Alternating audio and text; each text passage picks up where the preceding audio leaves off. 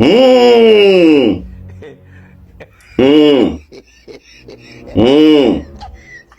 Mmh. Salut, papa ado. C'est ton fils. Papa, il vient ce matin car il y a plein de choses à dire. Je mets cette photo là, vous-même regardez. Vous voyez, non? Vous avez vu la photo là? Vous avez vu en premier la photo qu'il y a mis là depuis là? Vous avez vu en premier? Regardez le drapeau. Je vais continuer. Hein. Vous avez vu la deuxième photo? Maintenant, il est fini maintenant par la troisième. Vous voyez? Il dit oh, comment on appelle les terreaux là, le mouvement qu'ils font dans le désert là-bas, est le drapeau bizarre. Entre eux là-bas, c'est-à-dire dans la brousse non-civilisation, là, ils font ça entre eux là-bas. Là. Maintenant, ils ont déporté ça jusqu'à c'est arrivé en Côte d'Ivoire. Vous avez vu le drapeau là. C'est un mouvement des musulmans bizarres qui sont très accords. J'aime les musulmans, je respecte toutes les religions. Mais ceux-là, eux sont un peu plus rapprochés vers les Azawad. Ces gens de personnes, ce sont eux qui ont essayé de défiler dans Côte d'Ivoire et leur drapeau l'entraîne. Bon, c'est sous quelle autorité même qui les a permis même de marcher comme ça, avec ce drapeau-là dans la Côte d'Ivoire. Ne venez pas gâter le pays là, hein, parce que depuis quand nous on était petits là, nos frères musulmans on les connaît. Nos frères musulmans là, on les connaît très bien.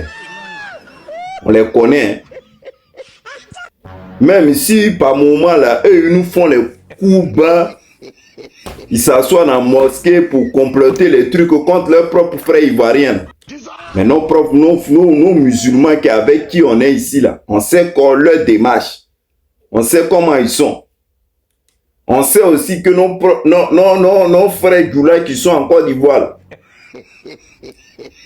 ils ont des écoles coraniques et tout ça on sait. Mais on ne les a jamais vus marcher avec ces gens de drapeaux là dans la Côte d'Ivoire ici.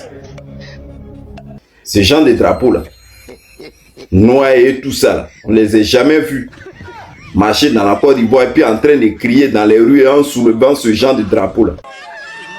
Ah, ceux qui leur ont donné autorisation là, dites-leur que c'est la dernière fois. C'est comme ça que vous faites maintenant et vous commencez à traumatiser les populations. Parce que drapeau ça là, nous on a vu ça dans le Mali là-bas, au nord là-bas. Les gars là qui aiment déjà les gens bêtement là. Ce sont eux qui sont ce genre de drapeau. Pardonnez, hein. Ah, nos petits palabres qu'on est en train de faire entre nous ici là. Ça n'a qu'à rester entre nous. Maintenant, il m'adresse à mes frères Djoula là. Est-ce que dans le mouvement que vous êtes là même, est-ce que vous pouvez terminer même? Mouvement de djihad que vous êtes en train de bisouter là entre vous là. Le mouvement que, c'est-à-dire, vous n'avez pas dit que il y a folie dans vos têtes. Quand on vous parle, vous ne voulez pas écouter. Hein? C'est comme ça que vous avez joué les sous là. En disant que pendant les élections, ne vous laissez pas berner. Ils vont, mon papa est venu casser vos maisons ici. On est sorti, on s'est moqué de vous, mais on est en train de pleurer. Pourquoi on vient trouver un coin pour que les gens puissent vous loger. On est encore dedans. Mais vous êtes en train de sympathiser avec ces gens de personnes. Les gens que vous êtes en train d'héberger, les gens que vous êtes en train d'accueillir là, dans Côte d'Ivoire, avec ces gens de drapeaux là.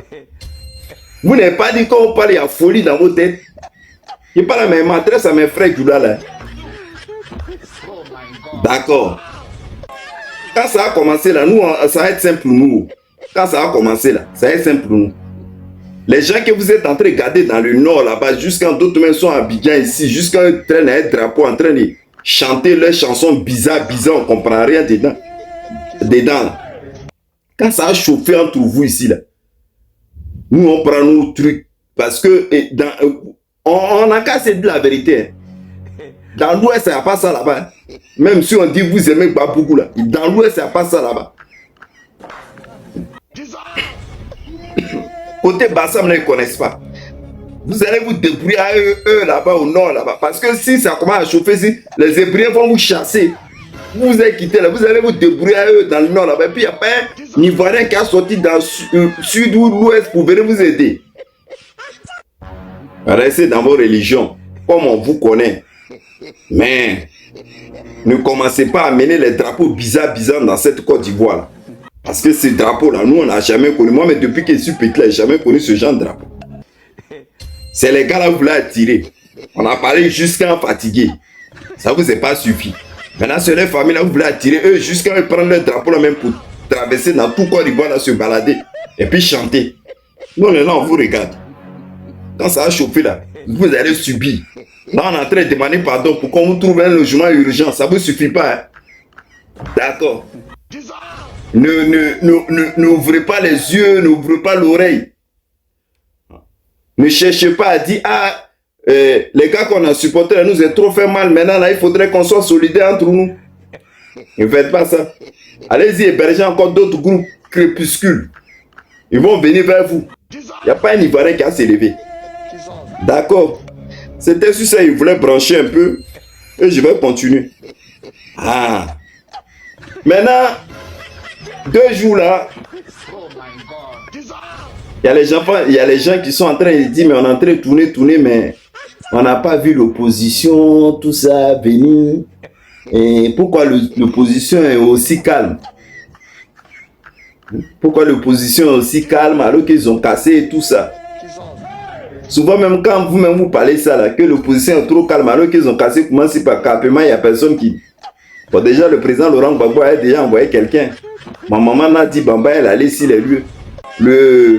Le porte-parole du PDCI, lui-même il est allé, lui-même il a rencontré plein de trucs. Qu'il y a des gens même, ils n'arrivent même pas à manger jusqu'à ils demandent l'argent pour aller au village. Que d'autres même là, ils n'ont même pas un toit à dormir. Que les gars du PDCI ils ont tourné même pour regarder, pour voir comment ça se passe. Que c'est pas bon. Que c'est pas bon. Qu'il y a la population qui souffre. Il a parlé comment sur le campement, il a parlé aussi de Vridier, Port-Boué, tout ça là, où ils ont cassé là. Il a parlé de ça. Mais au travers de tout ça là, il n'y a pas eu d'engouement, il n'y a rien. Mais il y a une seule personne qui peut parler et puis ça a fait bouger les gens. C'est le vieux Anu. Il y a une seule personne.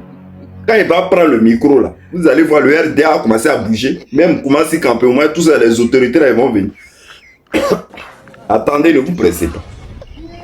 Normalement, moi j'ai appris que le président Laurent Gbagbo prendra la parole devant la presse ce mardi 30 juin. Voilà. L'autre a fini de Niagami, non? Le pays, il n'a plus de solution pour arranger. Heureusement que Laurent Gbagbo est. Dans le RDR, apprêtez-vous. Le vieux là arrive. Le vieux là est comme palmier. Vous venez vous déraciner autour de lui. Tout à l'heure, vous prenez tout ce que vous avez à prendre. Vous partez. Lui, il est là. Vous avez fait tout contre lui. Il attend les gens du RDL là. Souvent, vous me faites rigoler. Que vous supportez quelqu'un, chaque fin du mois, il prend sa viagère. C'est-à-dire, il y a son salaire qui tombe. Malgré que vous êtes en train de courir derrière lui. Le président Laurent Gbagbo, lui-même, il a dit, sortez de l'exil, venez. Quand il est venu là, malgré que vous étiez dans l'opposition là, il vous versait l'argent à la fin du mois. Vous avez oublié. Donc, si c'est à son tour la fois, il va prendre son argent. Quand vous étiez dans l'opposition là, quand il versait l'argent là, vous refusez. Il n'y a personne qui refuse. Vous prenez. Maintenant, pourquoi c'est à son tour? Maintenant, vous dites, non, le vieux là, il est là, il parle, mais quand on lui donne son argent, à Doïd, la constitution ivoirienne dit, un ancien président là, il doit toucher son argent jusqu'à la mort. C'est pareil comme Afin Guessa, premier ministre, doit toucher son jeton jusqu'à la mort. On ne peut pas toucher à ça. Ça là, on ne doit pas vous apprendre ça, le RTR. Vous devez comprendre que c'est un truc qui a été créé. Quand vous êtes contre la loi, quand vous ne connaissez pas, vous ne respectez pas les textes qu'on écrit. Vous ne les respectez pas, c'est pour cela. Sinon, c'est un truc qui a été créé depuis Foué ou depuis Babo. Donc, arrêtez vos Djabali là pour rien. Le président Laurent Gbagbo sort le mardi 30 juin. Il va parler. Il a convié la presse. Ça a sorti encore. Ça va sortir. Là, il va vous laver, non? Quand il va finir de parler là, c'est là, vous allez bouger. Pour l'instant, il a fait les petits communiqués. Il pense que ça reste, ça va pas loin. Ça va pas loin. Mais attendez le mardi, il arrive. Il va se prononcer sur cette histoire. Il a convié la presse. Tout le monde entier va savoir comment vous êtes en train de traiter la population. Papa Ado, il te fait un gros bisou. Bonne journée, bye.